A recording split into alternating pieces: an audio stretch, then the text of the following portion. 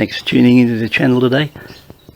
I've decided I'm going to head out over the next few days and do a more detailed review on these Motone bar risers. I found that when I first bought this bike you had to reach a little bit towards the handlebars, and I was after something a little bit more comfortable in that line. So to purchase these and bring them to Australia, they roughly cost me around $300 to do the deal. While I'm at it, I'm also going to check out what my thoughts are on these bar end mirrors, which I bought from Hitchcock's Motorcycles, and we'll see how they perform as far as, you know, if there's any vibration, because the Interceptor has got a little bit of slight vibration in the bars, not so much a heavy vibration but a little bit of a buzz. So we'll see how they perform on the bike too. It's a rough idea what we're looking at, and I'll run this bike, like I said, over a few kilometres, give you the report back, probably a ride report once I'm out on one of the runs, tell you what I think of it then, and then an overall end report and tell you if you should go out and buy one of these, well, maybe the mirrors or maybe the bar risers, if it's worth your trouble getting it, or if you just should hold on to your money and forget the idea.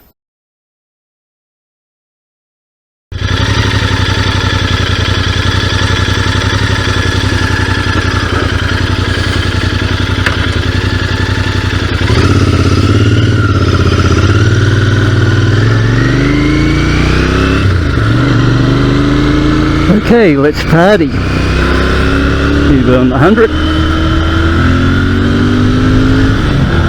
Well, this Interceptor runs nice. We're up to speed now. And then we'll figure up that. Just checking out my mirrors. Mirrors are perfect. I can see through them, or I can see out of those now. 100 kilometres an hour. Shade over 100, quite easy. So that appears good. Still got a little bit of vibe through the bars. There's no big deal with the Interceptor as far as vibration goes. Interceptor's not a bad bike to ride, but I always said you could ride a lot worse bike than an Interceptor.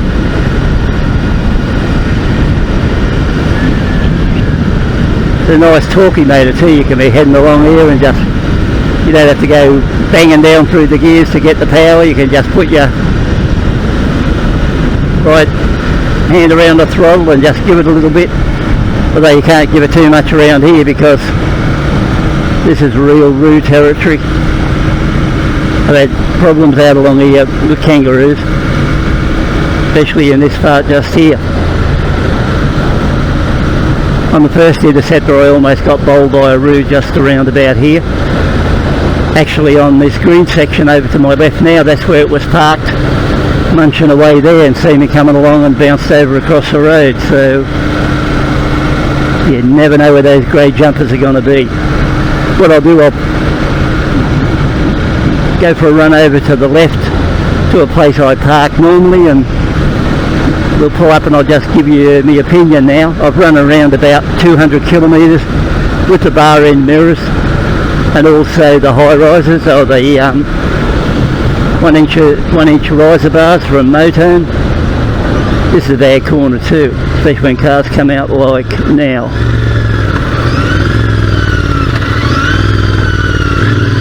Anyway, this is the way we'll go.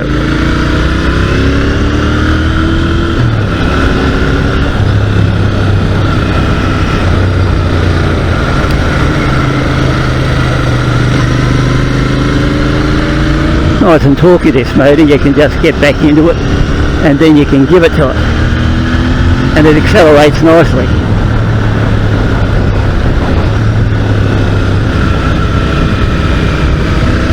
Then you can power on up through here, give her another workout through the straight, run it up to 100 k's, and it gets there pretty quick, and then down along here, drop it back a gear, swing around here, open her up again, give her a bounce through here, and it takes off pretty good. And it bounces off pretty good. So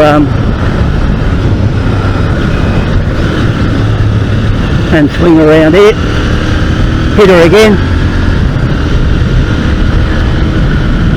and you don't need 1000 cc's to have a bit of fun, because this one here will bounce through these corners quite well, enough to get you into a trouble, I'd say.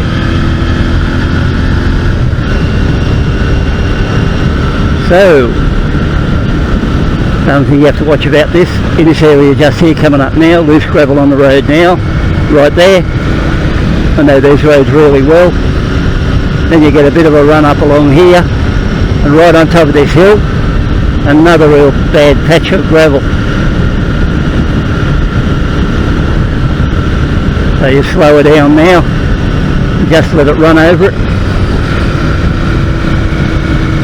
Sometimes you have to watch, because there's cars will come just this area here, and cars will come over this hill and turn in front of you, so you have to be careful when you come over that hill. Take it easy on that one. So just up ahead we can pull off,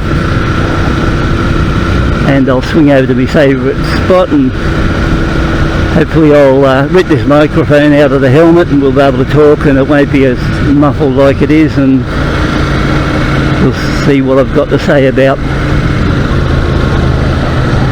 these two items on the Interceptor.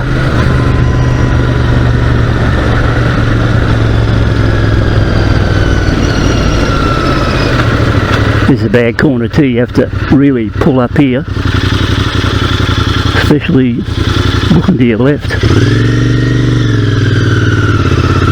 As you know, very few cars will show a motorcycle any respect, and in most cases you don't want to mess with cars.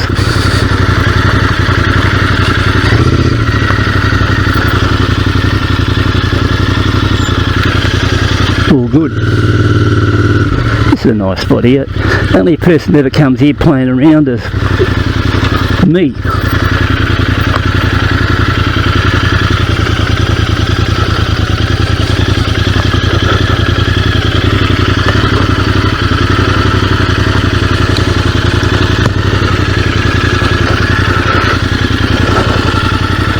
Okay. Ready to fire away now. Now the first thing I'd like to say is, sometimes you or some of you guys ask me questions on YouTube, and I might be a little bit slow on the answer to some of them, but in most cases I'm not being notified anytime someone asks anything, and it's only luck that if you come back and you might have asked me something a couple of days ago and all of a sudden you get an answer, that is the reason. And it's not a case of being ignorant or nothing like that, it's just a case I don't get notified on everything that's asked, and it's not like it was going back probably 2 months ago, where any time I did get somebody ask me something, I always got it. So I just thought I'd make that clear. If you ask me something you don't get answers straight away, it's not a case I don't want to answer, it's just a case I probably haven't got it. Now at this stage I think I've done roughly, we'll have a look at it on this test, 5,798, 5.8. So I've done about 200 kilometres since I've put on the Motone up and forward bar risers, which I mentioned earlier cost me roughly $300, and these bar end mirrors which I purchased off Hitchcock's, and I think they cost me around $200. And these, if you haven't seen these before, they got plenty of adjustments, so I can go there, I can swing it down to there, bring it to here, down lower, down there if I'm really desperate, and there if I want to dent the tank. So I've got plenty of adjustment all the way through. So looking at the well, back over there if I want to get in, tuck the bike in tight. Now talking about the bar end mirrors, they cost me around $200.